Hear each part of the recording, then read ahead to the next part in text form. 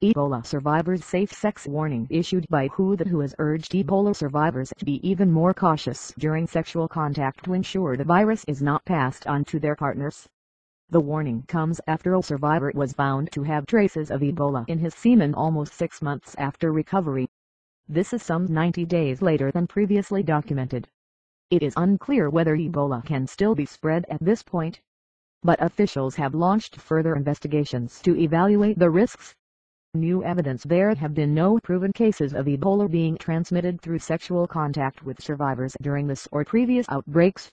But according to Dr. Nathalie Broutet, the medical officer at the World Health Organization, the recent case prompted experts to strengthen their advice.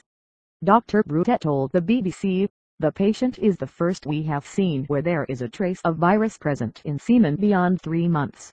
This made us change our recommendations to go beyond 3 months.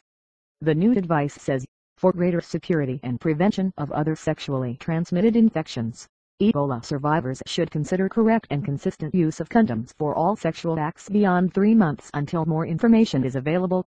It builds on previous guidance suggesting abstinence or safe sex up to 90 days after symptoms first develop. But Broutet cautioned further analysis must be done. Even though the sample was positive for fragments of the virus, this does not prove it was passed on sexually. "We need to be very careful and need more clarity about this," she said.